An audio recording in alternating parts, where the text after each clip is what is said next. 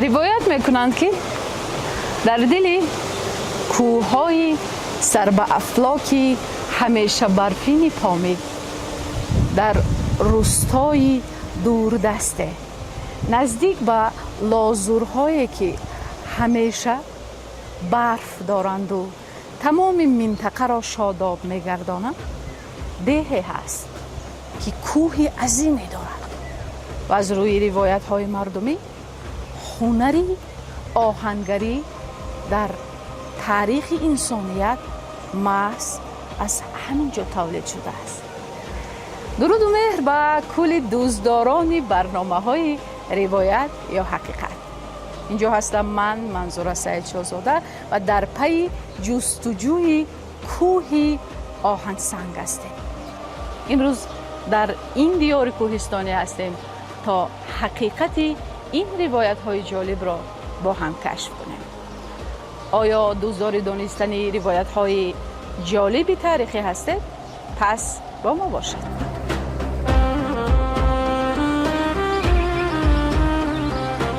دیه تیخر 30 کیلومتر دورتر از مرکز ناحیه ونج ولایت مختار کوهستان بدخشان جایگیر است. جالب است که واژه اصلی این نام باقی مانده از کهن‌ترین آثار مردم آریایی از کتاب اوستا باقی مانده. معنایش همچون خشکی آفتاب رویی که دریاچه شوخ دارد شرح داده می شود.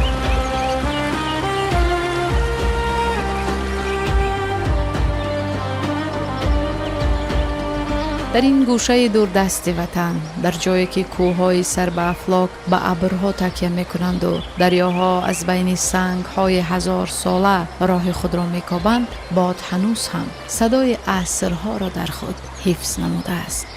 در این روستا کوهها نه تنها سرحد بین زمین و آسمان، بلکه قدمی هستند بین روایت و حقیقت.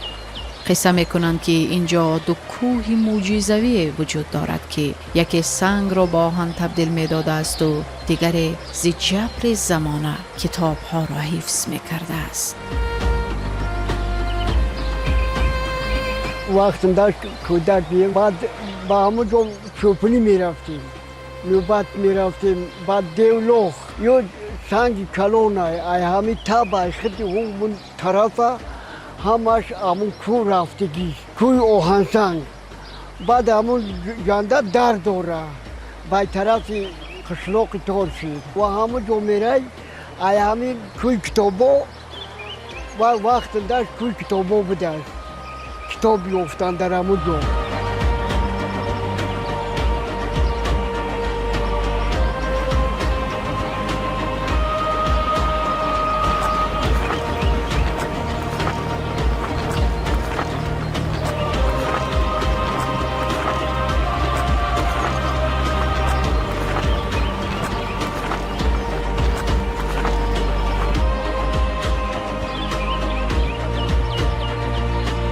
خط سیر ما خیلی سنگین وزنین است و باید بگویم که در این مسیر تنها نیستیم و با برآمدن این قسمتی بالایی در آنجا راه بلدانی مخصوص هستند که در این سفر ما رو همراهی میکنند. این سفر ما به راه بلد نمی شود زیرا که اینجا قسمتی کوهستانی است و آن مکانی که ما با اونجا راه داریم خیلی خوفناک است و همه این برای بررسی آن روایت های جالب مردم و منظور نمودن حقیقت آن برای شما.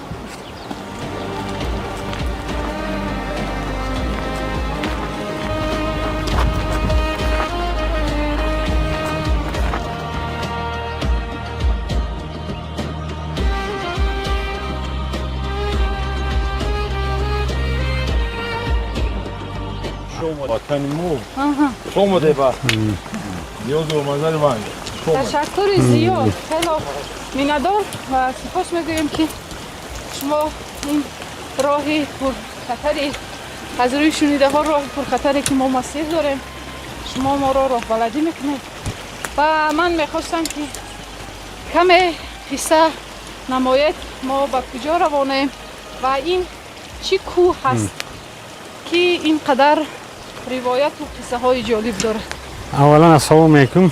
ما هم شما رو خوش آمد میگویم به جماعت دیهات خدیهای خوشمنظری بوداب که در اینجا کانی کلانترین آهنگسنگی در سالهای عصر 19 و 20 برای از روایت ها برای شمشیر و چیزایی چیره به اولادهای جنگی را برای شاههای سمرقند و خرم میبردن. قدم ویدان ما شما را همراهی میکنیم.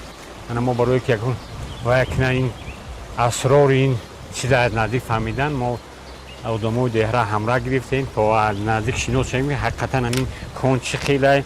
بینندگان ارجمند باید یادرس شوم که قصه و روایت های جالبه که ما امروز در این برنامه بررسی میکنیم توسط یک بیننده برنامه های تلویزیونی سیاحی و هنرهای مردمی به سهم ما رسید و آنها خواهش کردند که بیایم حقیقت این روایت های مردمی را بررسی کنیم و منظور بیننده گردانیم که این کوه و این منظره های ناتکرار این دیار کوهستانی چی روایت و اساس حقیقت اون چی هست. ما میخواستیم شنویم که چی قصه و روایت های وجود دارن. اساس روایت همین که ما این از دهان پدر و بابایان شنیدگیم. پیش وقت در جماعت دیهات دیهه چیخوق و دیهه استوای آهنگر میگفتن اساسا. همین استوای آهنگران از دیهه همین چیخوق اصلا مسائل آهنگری همینجا میگرفتن و یا چیزای آهنگری کرد و تبر چیزایی برای چی ساز میکردن. شمشیر و یک روایت هم بود که من شنیدم از دهان پدر و نوکی یک شمشیر همین استوای آهنگری دیهه چیخوق ساز کردگی در میتراژ شهر لنینگراد از وجود دارد. این اصلا میبردن به اینجا. بعد این در نزدیکی همین برای آهن آب کردن اصلا چوبی انگت استفاده میبردن ارچره و برای چی بقوت ایده و لخچش هم میگیرن چای دم و چی میکنن بعد و دم خطی و میسوزونن تا آهن آب شود و بهترین آهن است از روی همین چی آهن تازه. دیگر آهن ها میگه خیلی بسیاره همون و چی بسیار نیست که آهنی همین درای ما رو میگن که بسیار آهنی بهترین است. همون روایت ها بودیم شنیدیم که از پدر بابایان که این حقیقتا به سمرقند به خرم میبردن. دیگه عین حال از اصلی یعنی ما از 20 این طرف دیگه درباره این کانگان کس اهمیت نداده است. کسی هم نزدیک نمیشه و چی روایت ها است چی و حقیقت و چی مونده است. حالا ما یک چیز فهمیدیم که مردم ایرانی تبار اومده بودن خواستن این درباره هم یک وای چی کنن بچه‌های همین دیه در اومدن در درونش. چی بود از اونجا؟ میگه شتولای کلون و بعد همین 8 کیلومتر زیاد شتولا رفته که دو شتول رفته که در درونش بود غور کلون در درون وای چی مونده میگه کوزه شکستگی هست میگه چیزو چیزا باقی موندن. نه با ما همین خچش اومده که تو همین حالت اگه حاضر که ما از نزدیک میریم میبینیم این چی یک کشفیات خوبی برای ما میشه که حقیقتا فهمیدیم که همین کانی کروای آهنی درای تخابین و هیوان از طریق و کون بوده است.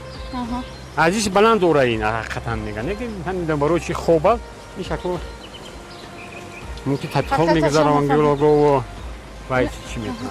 بینندگان ارجمند هدف برنامه روایت یا حقیقت هم این هست که ما تمام روایت های جالب مردمی را جمع میکنیم و حقیقت علمی آن را از محققان میشنویم. مسیری جالبی رو پیش داریم، با ما باشید.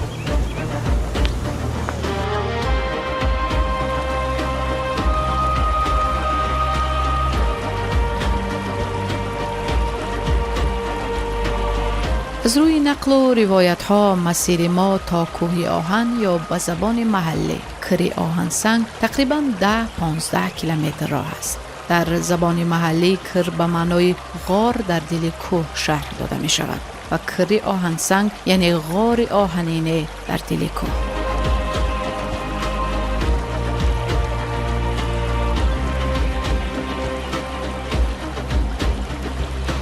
با آنجا دو راه وجود دارد.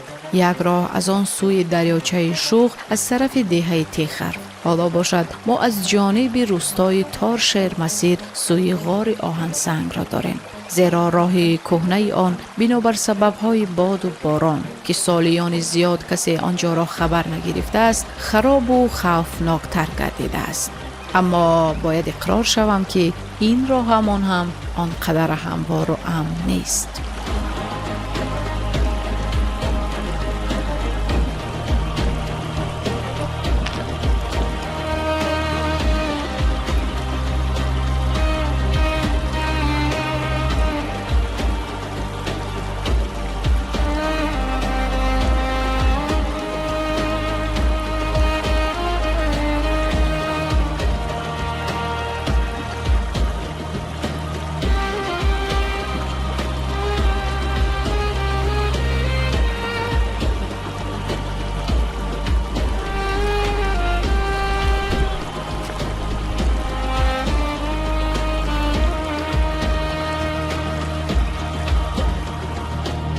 از قصه و روایت های همسفرانمان می توان ساعت ها لذت برد.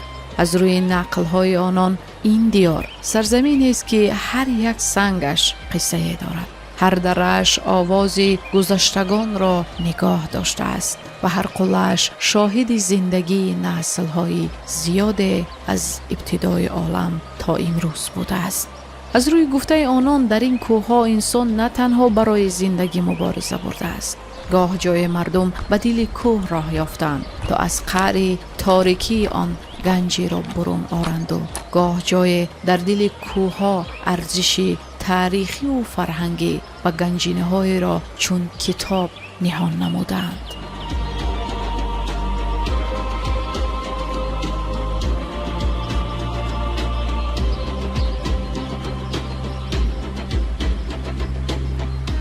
این کوه همه یک کوه عادی است. همونقدر که کوه بلنده بعد گذرگاه های مشکل داره. همین سفیدا در سال 26 تا 32 را ترس همون حکومت همون دوره برای کتاباش نه اگه اون چه نگن کتابا را در سبد خیلی گرفتن بای بالای کوه آورن و کوزه های کلان خطی در زیر همون یک نشیبی کوه ده در یک جای مشکل گذر همون کوزه را بردن موندن کتابا را در داخل همون محکم کردن بعد بالای کوزه را با سقاچ کلان موندن برای که تر نشود. چند وقت گذشته است بعد با مرور زمان بعضی کسا سیر افتادن که همین کوه کتاب پنهان کرده است. انا به همین خاطر این کوه کتابو میگن. یعنی خیلی کتابی دست در همون کوزه ها چند تا کوزه بوده است. بعد هر کس برده است. از جمله یک نماینده مردم روس هم اومده است به نام پاپو. پاپو. در پهلوی هم کوزه نوشتگی بود. پاپو. همون کس هم رفته است همین کوزه رو دیده است. شاید چند کتاب شب بره باشه به لنینگراد. بعد اینجا همین مردم هم بعضی کسا هم رفتن هم کتابو بعد چند وقت دسترس کردن. از جمله پدر ما هم رفته است یک کتاب همونجا یافته است به نام ارشاد طالبین. همون کتاب در دست من حاضر وجود داره. من بعدتر به شما کتاب نشون میدیم. من خودم رفتم پیش همون کوزه هم متاسفانه چند تا شکستگی بود یک تگش موندگی بود. همین قدر کوزه کلان گمان میکنم که تا 50 لیتر آب میبرد البته همین خیلی درونش پر کتاب در اون کتابا رو گرفتن. همون میدان چدای فقط ورقایی که کتاب‌ها با مرور زمان همین فرسوده شدن از داخلش بودن و کوزه کلان در پهلوش هم نوشتگی بود. و من آوردم به رئیس جماعتی قبلی را دادم و به موزه بردش. لکه موزه برد موندش. اگر بخوای بیام فریاد میکنه ایوان سراغاش میگیرم. هم کوزه که در داخل کتابا بودن از این همین کوه. انا برای همین کوه کتابا نون کردم. یک نکته خیلی جالب وابسته به اون کتاب ها نقل کرده. بعد شخصیتی صاحب کتاب ها وجود نداشته است که تقریبا اونها از کی بوده هستند؟ یک شخصیت محمد گفتن شخص یک شخصی برجسته بوده است. این کس در وخیو زندگی میکرده بودن. سعید زاده بوده است. در همون جوانیش این به طرف هندوستان خوندن رفته است. اینو سه کس رفتن. یکی ایشون هم وخیو خطیب بوده است. یک ملایگه ملا دولت گفتن شخص. سه کس رفتن در هندوستان خوندن. انا در همون هندوستان دست گرفتن از هندوستان اومدن به وخیو را. در وخیو چه زندگی کردی؟ بعد وخیو با ونج اومد، همین ونج معقولشی است. بگم همون میری ونج میری دروازه همون دور زمان рафтааст иҷозатнома гирифтааст. 3 қишлоқа се ҷой аст ки об надоранд. ҳамиро ба ҳамира васиқа кунӣ, ман худам инро об меорам, ҳамун ҷебор мекунам, об меорам, обёриш мекунам. баъд ҳамун подшоҳи давр ба вай васиқа кардааст. дар соли 1990 як шахсият форсзабон ай давлати Англия омадагӣ ёддоштҳои дар бораи бедил асар менавиштааст дар бораи ҳамун чи илмӣ аст, ҳамун кори илмиш. баъд вай ҳамун шахси форсизабон ай Англия гуфтааст ки ман дар китобхонаи Британия ба номи Британия ки аз калонтарин китобхонаи дунё дар ҳамунҷа як дастнавис ёфтам Абдулқодир Бедил. баъд дар ҳамун дастнавис дар ҳамунҷа дар бораи ҳамсабақош як ёдгорӣ навиштааст. баъд дар ҳамунҷа баъд суроғаи ҳамин шахса пайдо карда ки дар ҳамин Тоҷикистон дар ҳамун водии Вахё дар ҳамун маҳаллаи Боршид дигар қишлоқ Боршид дар ҳамунҷа гуфтааст ки навиштагӣ будааст ҳамун суроғаш. баъд ин мардак англис омаст дар Вахё. Вахёчо гуфтанд ки ин барвақт 300-400 сол пеш ба Айванҷа рафтааст. баъд бо ин шахс бо ба Айванҷа омаст. угам қиссааш сар кардааст ки ана ба яҷа омадан дар бораи ҳамин эшон Гулмуҳаммад мехоҳам ки чӣ нависам. фаъолият зиндагӣ кор бо чӣ кор карда айда дар бораи ҳамун мехостаст باید بنویسه. اوگم پرسیده است. باید گفته است که من در همون یادداشت‌های عبدالقادر بیدی سه کس دیدن همین تاجیکستان، ایوخیا. یکیش در وخیا حاضر اولاد زندگی میکنن. دو کسیش به ایوان انجام میدن. آن در همونجا یک کس بسیار تعریف کرده است. به نام گل محمد عبدالقادر بیدی گفته است که یک شخصی پرهیزگار، یک انسان ولی مادرزاد. بعد همون ای چی تعریف بسیارش کرده است. به همین خاطر همون شخص و سراغ همینا رو همونجا گرفته است و در بالای اومده است سراغ کرده. انا از جمله به همین ونج پرگنج با اومده است. سال 1991 اگر روایت ها بوده قدیم که همین سه کس در هندوستان خوندن. لیکن ما نمیدونستیم که قطعی عبدالقادر بیدی این خونده بیده است. ایا گفتی از سخنهای همون انسان انگلیس ما باید خلاصه برآور کردیم که هم خیلی بیده است که در هندوستان خونده بیده است همین اشار ملابر محمد خیلی بیدی چند ساله بیده است نمیدونم لیکن بچه یوش بیده است در همونجا درس گرفته است بیدی دیده است بیدی باید تعریف کرده است مرکز همینجا وجود داره مرکز هم هست خیلی علمی دور زمانش بیده است شخصیتی باید دانشمند بیده است چه راه دیگر ما خیلی راه دیگه است اون کوه کتابو تا کوه کتابو کلی و عنسن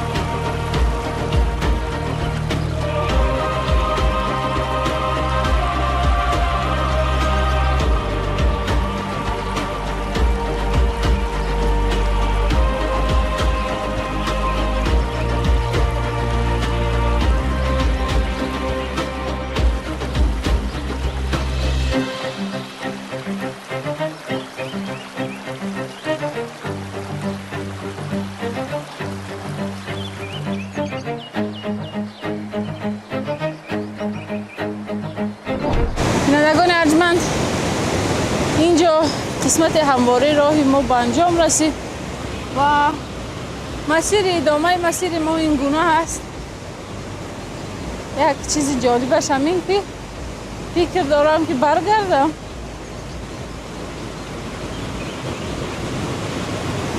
یا نه.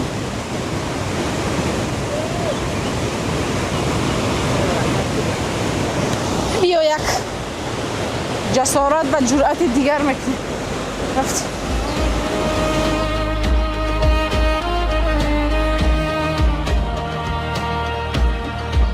قدم به قدم راه ما سخت‌تر و خوفناکتر می‌گردد. اینجا حتی می‌توان جای جای ایزی خرس و حیوان‌های وحشی را برخورد. اما تسکین دل ما در آن بود که راهبلدان ما شکارچیان کسبی و اعضایان جمعیت شکارچیان ناحیه ونجند.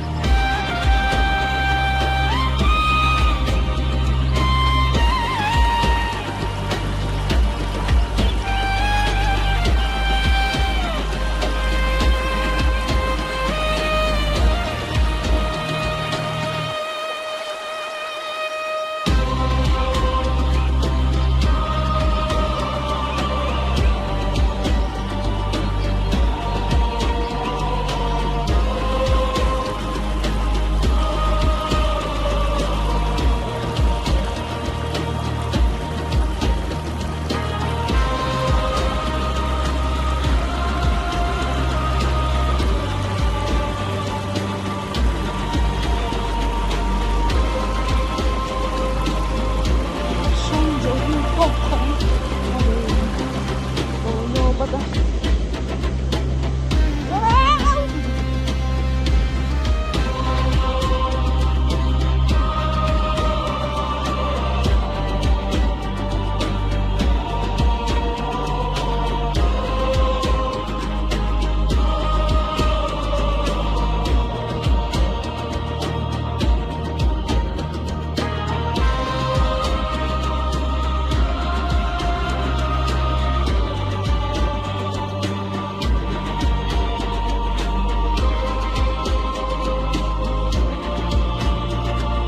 رو پروی ما همین کوه کتابا هم درباره و صحبت کردیم گفتیم که کوهی که در وقت مستفیدا سال 26 تا 32 را آورده اینجا کوه ها در کوه همون چهار پنهان کرده هستند.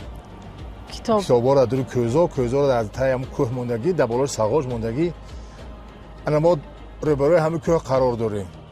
ایده اومدیم برای اثباتی که همین وای کردن علاقه کردیم ای قشلاق انا حالی حاضر یک نفر میرسه همون کتابی که در همینجا در وقت بابای ما پدر ما گرفته اگه ادونه ما یک کوزه همون کتابا حالی میارم با اینجا ما نصیب باشه به شما نشونش میدیم.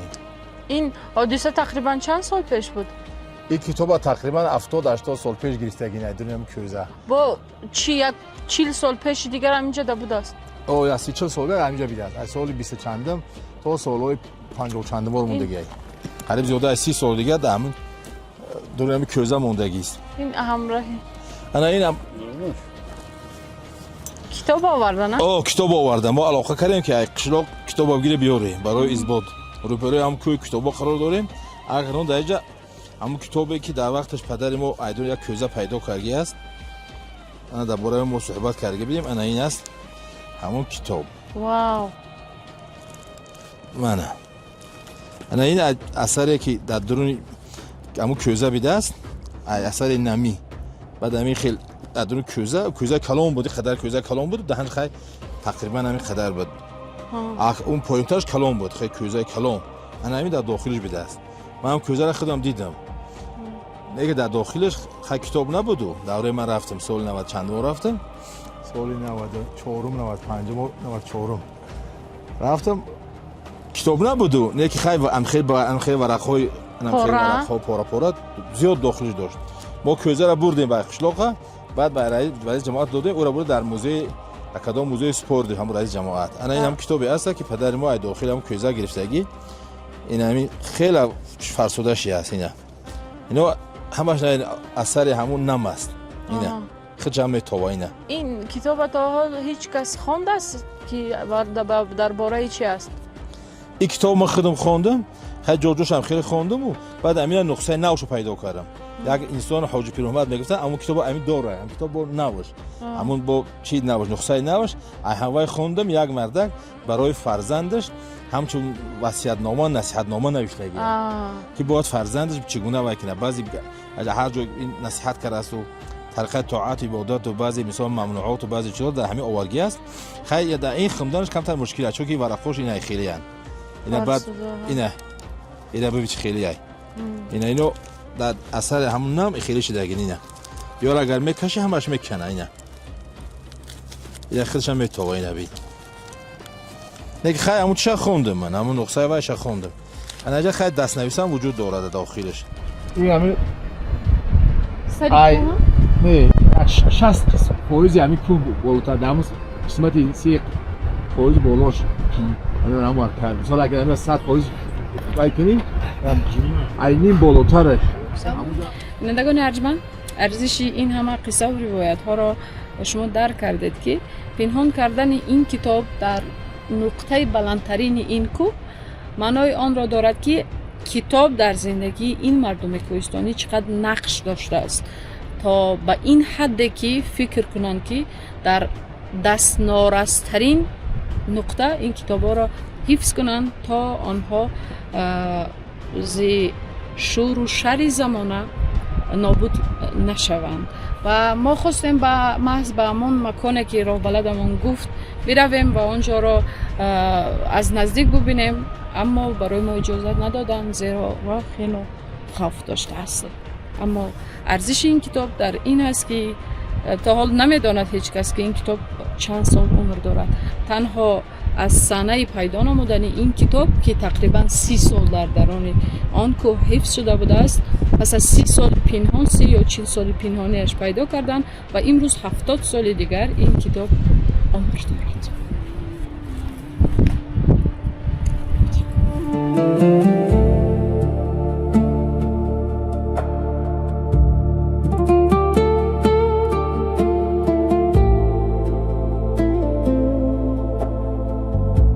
کوه کتاب شهامت است، رمز از حفظ ارزش کتاب دوستداری ملت تاجیک. این قله سرافراز تنها یک کوه نیست، آن گویا سینه پرراز است که سالهای طولانی درد این ملت را در آغوش گرفته است.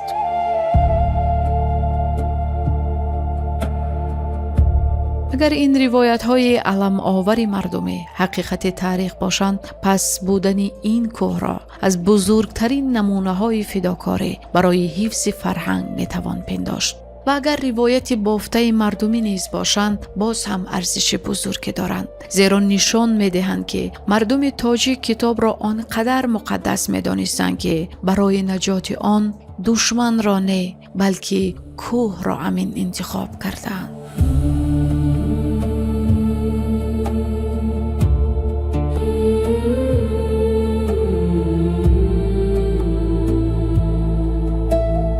با شنیدن این روایت های پرسوز از کتاب سوزانی ها، امروز وقتی به این قله ها می نگری، دیگر تنها سنگ و خاک را نمی بینی. گویا در میان شمال صدای ورق های را شنیده می شود که هنوز نفس اجدادانمان را نگه داشتند.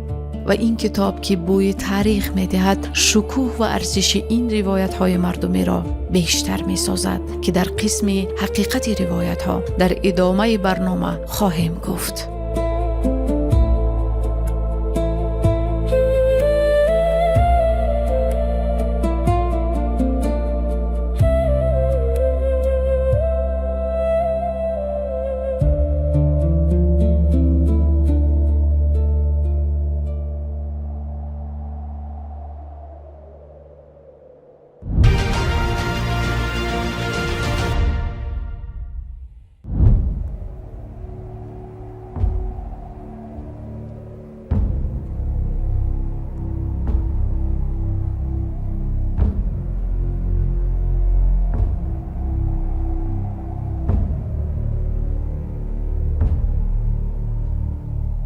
ادامه راه به سوی کوه آهنسنگ قرار مهمی بود، چون که راه تا آنجا خیلی خوفناکتر بوده است و نه هر کس اراده رفتن به آنجا را داشته است. انتهای راه هر راه گذره در این مسیر محض کوه کتاب دانسته می شود، چون نه همه جرأت عبور این دریاچه شوخ را توسط بالای ترمه دست گرمی ها خسته و برآمدن به بلندی تقریباً 3.5 متر یا بیش از آن از سطح بحر با نشیبه 70-75 درجه به قله کوه را داشتند. اما چون قرار ما بحر فتح و بررسی روایت های جالب این کوه خیلی زیاد بود، ترس را به باد شمالی این کوه ها حواله کرده به نام خداوند جان و خرد راه را ادامه دادیم.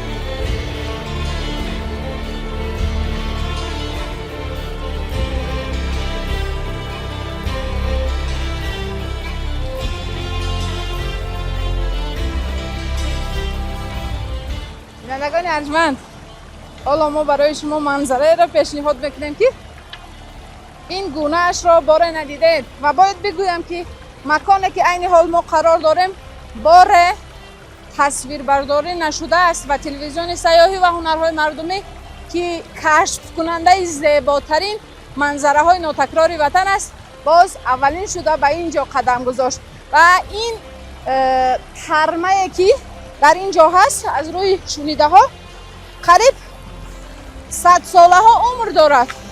این در اینجا آب نمی شود و هر سال با باریدن برف نو قوه نو می گیرد و عمر خود را برای سال دیگر دراز میکند و این ترمه در این سفر برای ما همچون کوپروک خدمت میکند. رفتیم از اینجا با آن بلندی میرویم.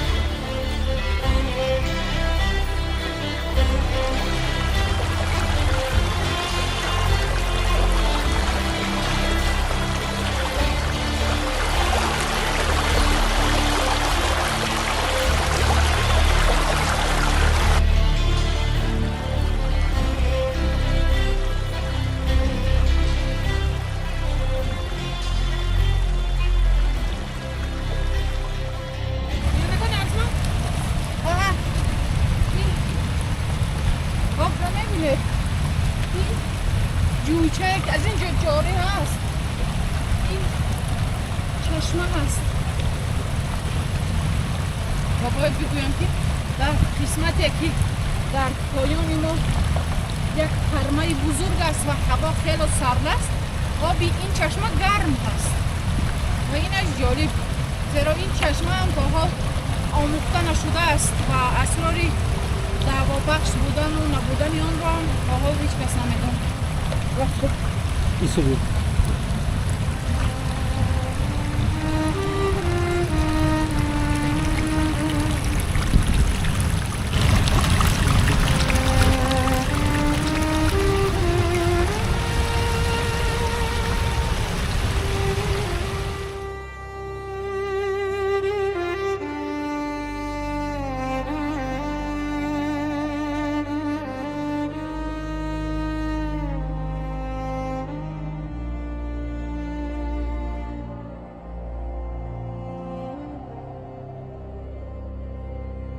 چون از پایان به این کوههای بلند می‌نگری، گمان میکنی که از پایان به بالا برآمدن فرسخ مسافه است، اما نه. در روبروی این قله ها تا چند به بالا حرکت میکنی، آنچنان مینماید که این قله ها از تو دورتر میگریزند. راستی جای جای این مسیر فکر میکردم که باز کردم، اما نه. قدم بالاتر منظره پایان را زیباتر و جالبتر نظر روا می نمود که روحیه کس را برای ادامه راه بیشتر می سازد.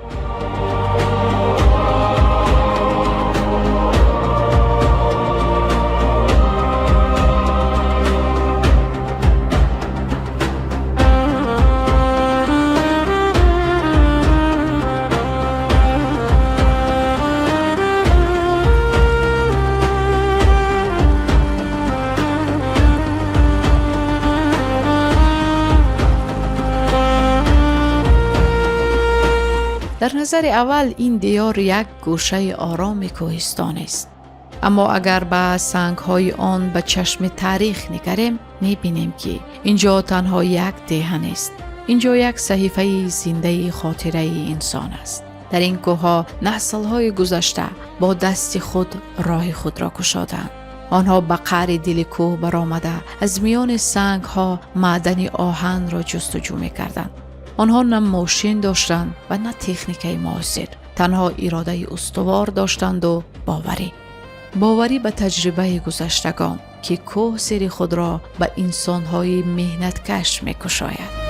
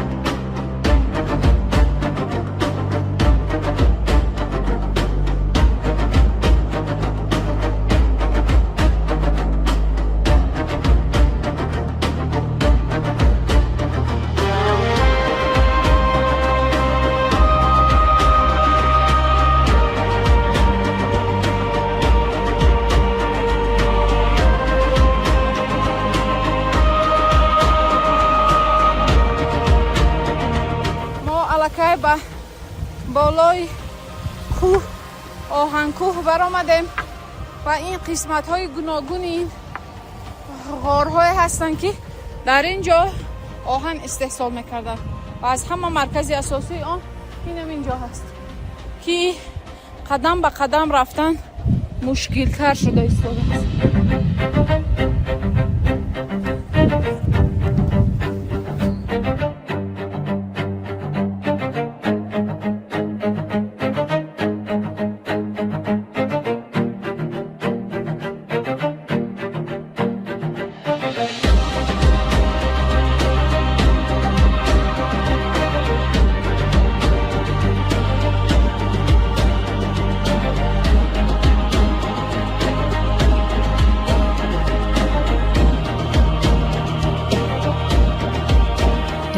پس از طی نمودن چند کیلومتر راه در 3.5 ساعت همکنون با جهد زیاد ما به درآمدگاه خار رسیدیم، به مکانی که شاید 100 ساله ها پیش صدای ضرب گرز های آهنگران با صدای کوه ها آمیخته می شد.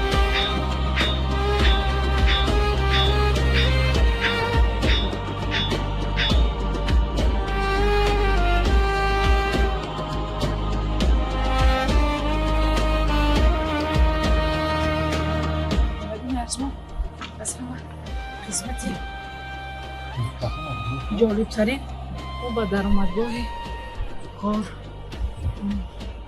مکان استحصال آهن آوراهای خیلی پیش رسیدیم، اما برای تامین بی‌خطری راهبردان ما گفتن که یک بار باید تفتیش کنن که ایزی پای یگان حیوان یا که درنده وحشی نباشن. برای همین ما در اینجا پناه میبریم تا آنها ببینن که آنجا بهتر هست و پسان میرن آنها به اون طرف هست.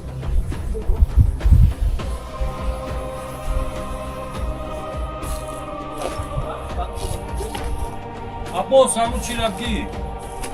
پره سبگی بنده کرد. برای چی؟ داره کنم.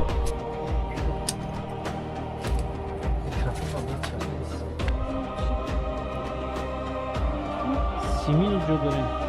از همه قسمت حساس این برنامه و شخصا باید بگویم که این یکی از برنامه‌های خوفناک‌ترین و پرمسئول‌ترین من در تمام فعالیت کاریم تا این روز بود و ما رسیدیم به درآمدگاه کان آهن، کوه آهن که از همینجا مردم طریق همین نقب‌ها در اون می‌درآمدن و آهن را پر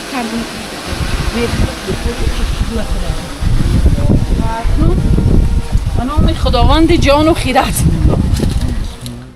امروز گروه ما به راه قدم می‌گذارد که شاید 100 ساله ها پیش دیگران طی کرده باشند. در پیش ما دهانه غار است، یک دروازه سیاه در دل کوه، در بیرونش روشنی روز، در داخلش تاریکی عصرها. ما نمی‌دانیم که این راه ما را به کجا میبرد، اما می‌دانیم که هر قدم به داخل آن ما را به گذشته نزدیک تر می‌کند. یک تونل کلونش بیتا میروه. میروه اونجا کورکشیه.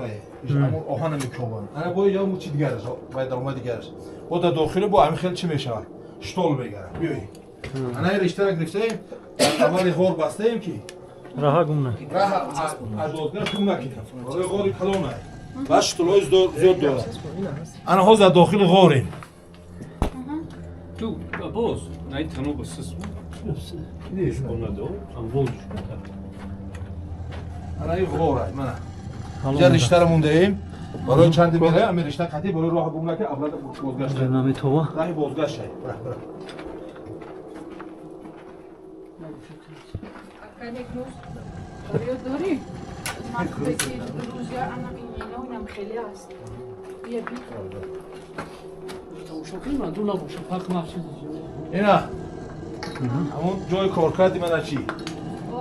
آهن اینجا میکندن، انا خیلی میکندن اما نمیگفتم میبردن اینا انا ایده ببینیم آهنم آخه نشون تامسه نه من کوهنم خیلی اونجا کندن انا آهن اونجا کندن آهن اینا نمی آهن همش هم آهنه امروز میکنن اینا دیگه اینا کندی گرفته اینا تو کارتون میکنن اشوی خامش میگه آهن اشوی خامش ای اینا میگیرن میبرن وای میکنن اونجا بر آب میکنن آهنش جدا میکنن میگیرن خیلاش جدا میکنن آهنش جدا یکی خیلا بسیار کم داره آهن توزه آهن توزه ترینه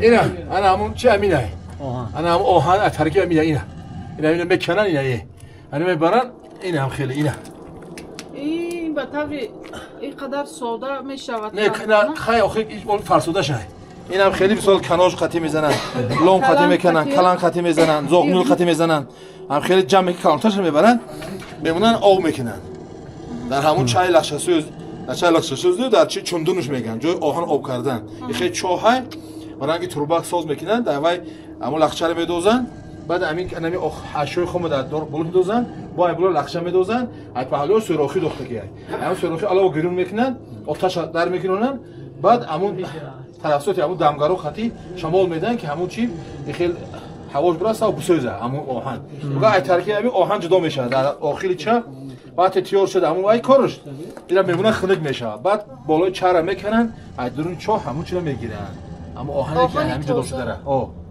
ره گپی مرا نگاه کن انا خیلی میکنم انا نمی همون چیزی از ترکیبش آهن داره اینه از اینجا محض به توسط آلات‌ها آهن را کارکرد میکردن و از یک طرف گیریم اینجا خیلی خوفناک است زیرا که قسم به قسم الکی آهن از سنگ جدا کرده شده است و محض به خاطری خیلی آهنی بلند صفت بودن مردم همین کیلومتر راه ها را طی میکردن و به اینجا می آمدن چطور راه بلدی ما گفتن با کنده رفتن یکی آهن هر کجا که کمتر می رسیده است باز بر میگشتن و قسمت دیگری کوه راه را ادامه میدادن برای کار کرد رفتیم ببینیم ادامه چی هست. در اینجا وقت دیگر معنای پیشینه ندارد.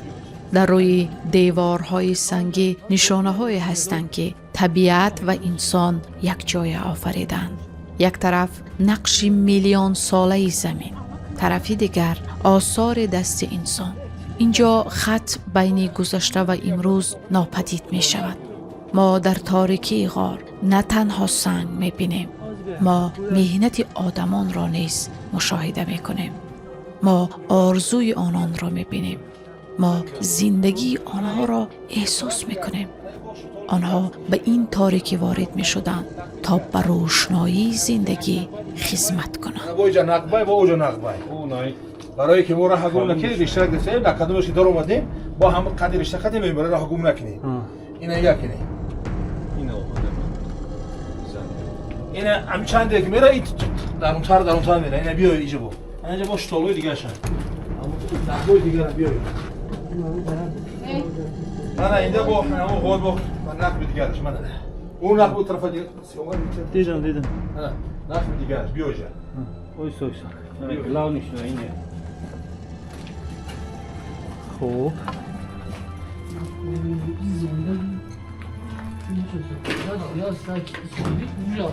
بیا چی کنه اینجا شب بگویم چی؟ انا این نقب کلون همون چی اساس همینه این همین خیلی مستفیده و ماه مستفیده اولی قریب 100 سال عمر دی 10-15 سال فکر داشتی همین رو من پرسان کردم گفتن همین کلون از داخل همین کی قبل وقت رفتگی گفت اگر اهالی همین چی بیاین همین ناحیه همون چند هزار هستن در داخل همین همش یه طرف پنهان شود هم خدا کلون است این همین چند میره با خیلی انا خیلی نقبای کندن این بولش یکی خیلی اینه اینم خیلی نقبای اینه بین اوهانا بین اینه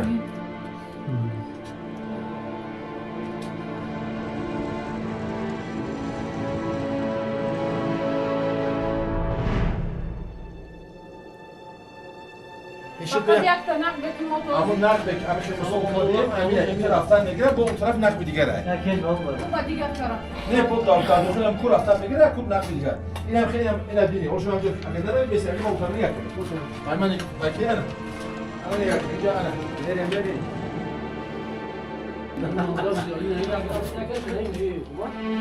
این با این طرف راه دارده خوب بدارشی نه چند وقت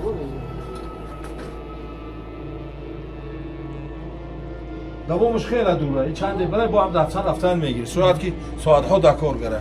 برای ما اشون دیدیم گذشته آدم‌ها گفتن که یه جا آدم‌های در مدگی قریب 10 ساعت 12 ساعت همیشه رفتگی راه گم کردی. نه این به آخر است. به آخر رفتن دیگه. با دوجا با همونجا با نخ مینا شروع میشه. مردم یک توجه اینجا دما سفارت اینجا بسیار با مطمئن نباشه میوبی. اینه بین دستای کوزه. نه دستای کوزه. دستای کوزه. بینندگان ارجمند، این یک قسمتی جالبی ما از پشت آهن آمدیم و اینجا هستند کوزه پاره های بسیاری در درون این نقل، این کوه. اسرار این را من نمیدانم که چگونه میتوان بشه. این بیاد باشه. انا این اشیاء خام میآوردن میخواد تیارش میکنن نمیکندنش برای بردن تیار علکه. اینا در سبد، در لینچه، در خلطه، در هر چی میدوزن بعد چاق میبرن در اونجا آبش میکنن. از داخل این سنگ انا آهن میگرفتن. این هم چیزی که در قدیم اسپیدال هم خیلی تیار کردن برای بردن.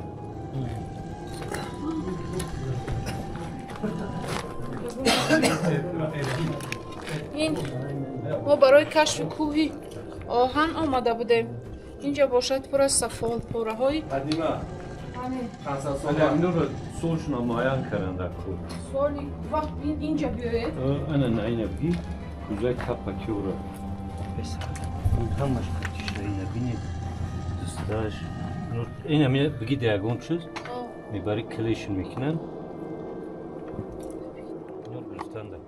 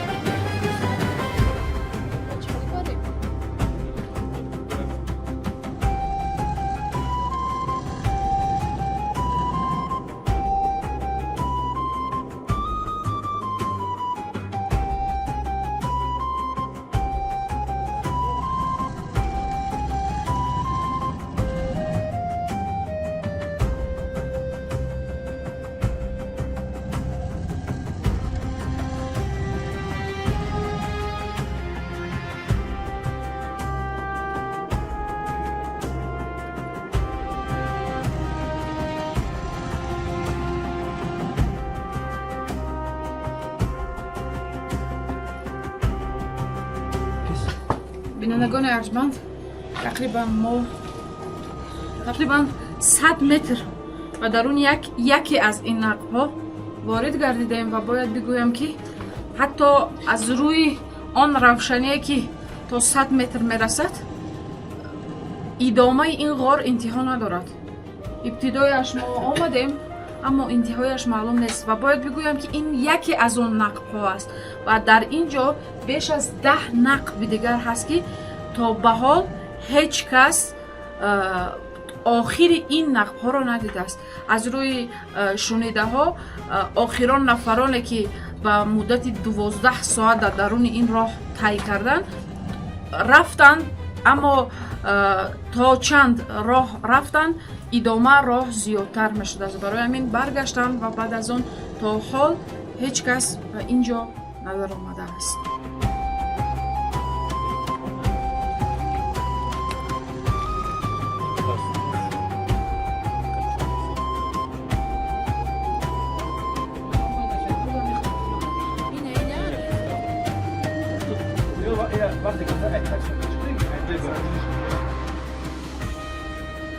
بینندگان ارجمند باید بگویم که اینجا نه تنها یک لابراتوری بزرگ گیولوژی میباشد بلکه یک مکانی هست که میباید مورخان ما یک توجه نمایند. از یک نظر گیریم از جهت منطق شاید همون نفرانی که اینجا به کارکرد آهن مشغول بودند اینجا زندگی برای خورد و خوراک این گونه کوزه و سفالپاره ها می آوردند، اما برای مشخص نمودن آن که کی آن مردم در اینجا با این کار مشغول بودن، میباید که این کوزه ها و از جهت تاریخی هم اینجا مشخص گردد. رفتیم دیگه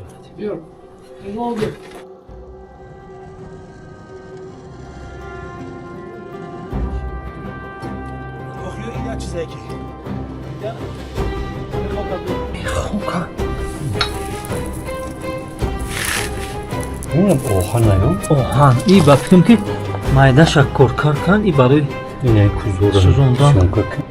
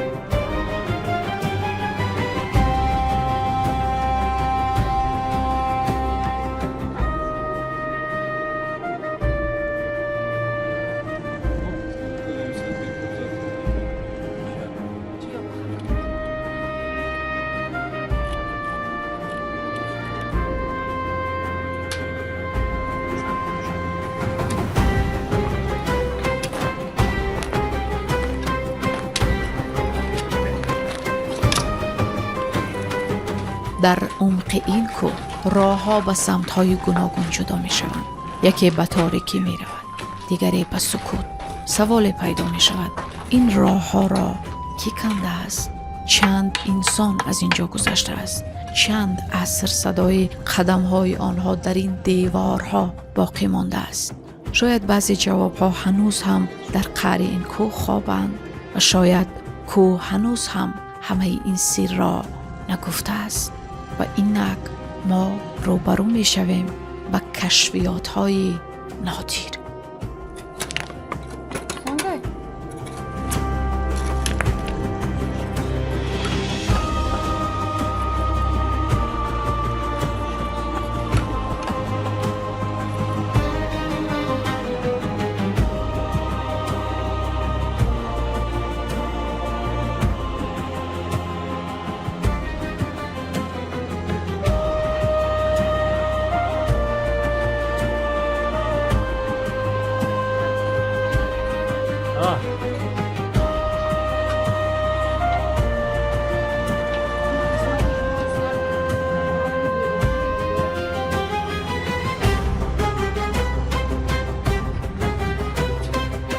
توجه نموید ما باز بیش از 10 متر دیگر درون این نقب در آمدیم، اما انتهای آن نامعلوم است و اینجا یک نقطه خیلی مهم با دیدن این یک آزمایشگاهی بزرگی که میتواند به سمت علم گیولوژی ما یک تکان جدی بخشد.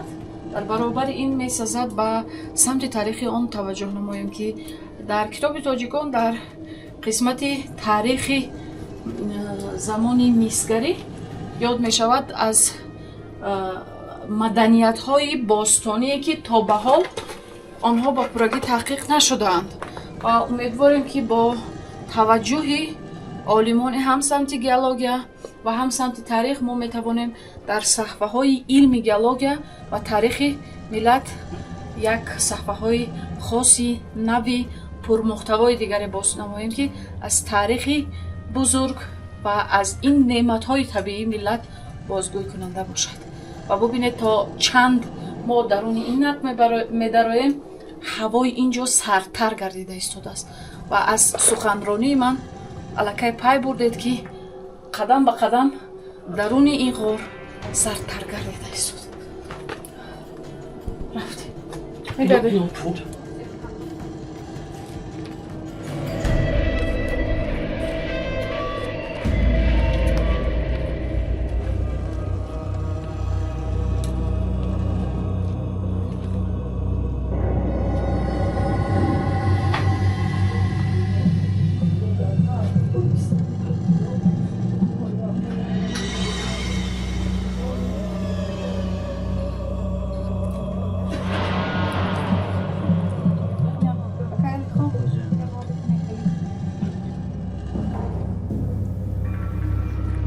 شاید این غار آغاز داشته باشد اما انجامش کجاست کسی نمی‌داند.